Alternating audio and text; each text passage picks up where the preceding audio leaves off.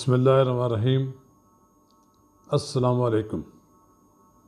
अगर आपने मेरा यूट्यूब चैनल सब्सक्राइब नहीं किया तो बराए करम इसे फौरी तौर पर सब्सक्राइब करें, लाइक करें और अहबाब के साथ शेयर करें ताकि जब मैं वीडियो लोड करें तो सबसे पहले आपके पास पहुँचे।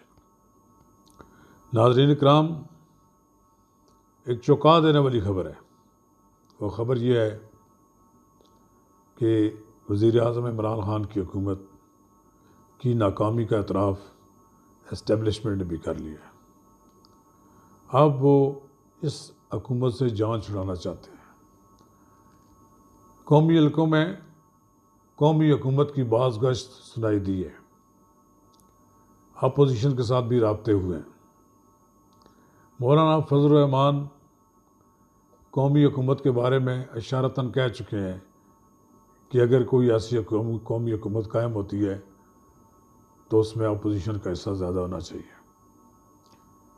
फिर वज़ीर आज़म के एक ख़ुसूसी मावन जो हमारे दोस्त हैं, जिन्होंने इस मौजूदा हुकूमत से अपने आप को अलहदा कर लिया था, उनका कहना यह है कि कौमी हुकूमत के क़याम पर संजीदगी से गौर हो रहा है और PDM में जो शिकें पड़ गई थी, PDM की सफ़ों में जो दरारें पड़ गई थी, वो एक बार फिर ख़त्म हो जाएंगी।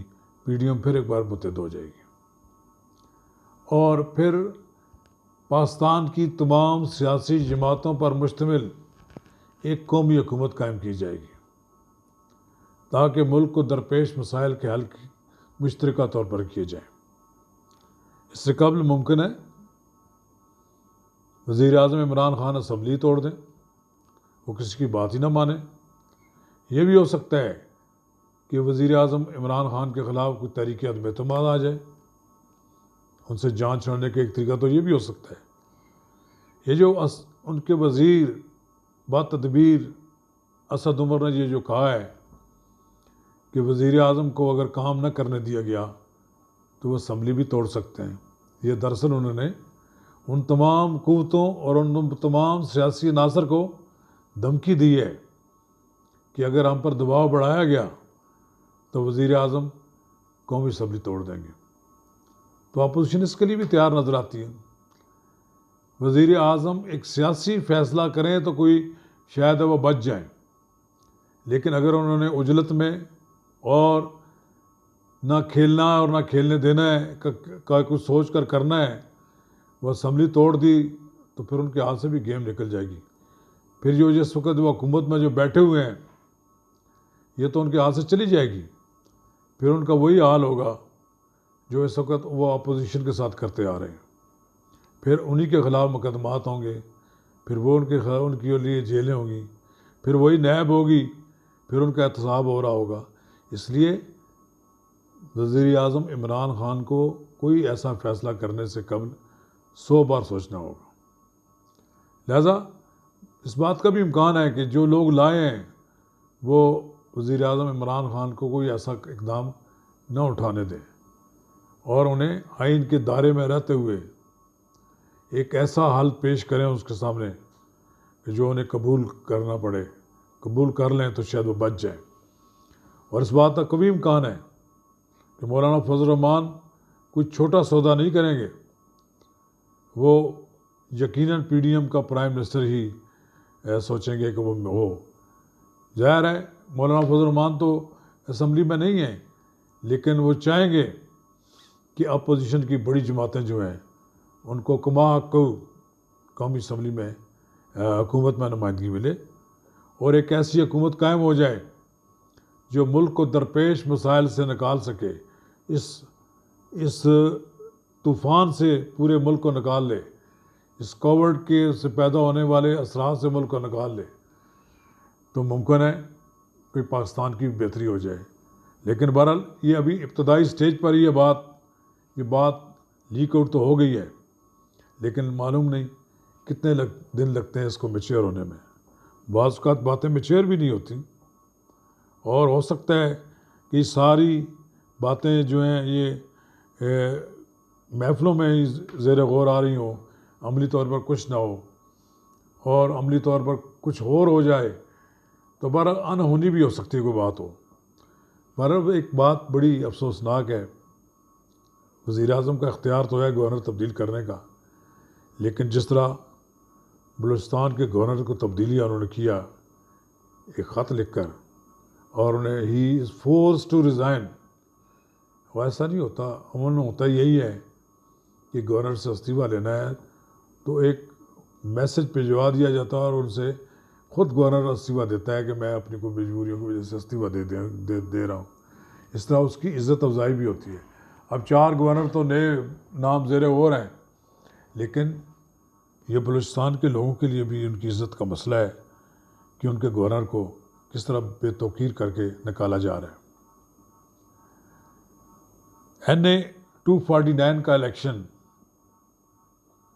इलेक्शन कमीशन ऑफ पाकिस्तान ने हुक्म इम्तनाई जारी कर दिया है कि इसके नताइज का ऐलान ना किया जाए। अगरचे कहा जा रहा है कि कोई ऐसे शवायद नहीं है जिससे ये पता लगे कि धांधली हुई है, लेकिन मुफ्ता इस्माइल की दरख्वास्त और कुछ और उम्मीदवारों की दरख्वास्त पर रीकाउंटिंग हो रही है। 4 मई तारीख लग गई है इलेक्शन कमीशन में, लेकिन रीकाउंटिंग हो रही है, दोबारा गिनती हो रही है। देखा जाएगा कि किसी जगह कहाँ हेरा फेरी हुई है, क्योंकि बहुत माइनर मार्जिन पर पीपल्स पार्टी का उम्मीदवार जीता है। खदशा इस बात का है कि कहीं ना कहीं नताइज में तब्दीली हुई है, और मुफ्ता इस्माइल का भी ये कहना है कि बाद पोलिंग स्टेशनों का रिज़ल्ट फॉर्म 45 के साथ नहीं मिलता। इस लड़ाई में तो ये इतनी शिद्दत पैदा हो गई है, मरियम और बिलावल एक दूसरे के ख़िलाफ़ बयान दे रहे हैं। मरियम ने कहा है कि मुस्लिम लीग तब हार तस्लीम करेगी जब उसको हराया जाए। शेर का शिकार करना आसान नहीं, हराने के लिए जो हथकंडे जनाब बिलावल आपने आजमाए हैं, इनकी दास्तान सामने आने वाली है। बिलावल भुट्टो के बयान पर बड़ा ज़बरदस्त बयान दिया है मरियम नवाज़ ने। उनके इस बयान से लगता यही है कि वो खुलकर पीपल्स पार्टी और मुस्लिम लीग नून के दरमियान एक जंग शुरू हो गई है। अगर ये जंग शिद्दत अख्तियार कर गई तो इस बात का कभी इम्कान है कि PDM भी इकट्ठी ना हो। लेकिन बहरहाल बिलावल भुट्टो जरदारी बार बार उन्हें कह रहे हैं कि मुस्लिम लीग नून के दोस्त हार मानना सीखें। पीपल्स पार्टी ने तारीखी कामयाबी हासिल की है और मुस्लिम लीग नून कंफ्यूज सियासत कर रही है। NA 249 में शिकस्त पर मुस्लिम लीग नून की जानब से बचकाना रद्द अमल आया है। एक बात तो बड़ी वाज़ेह है, मुस्लिम लीग नून रीकाउंटिंग चाहती है। ज़ाहिर है उसके पास कुछ न कुछ जवाब मौजूद हैं।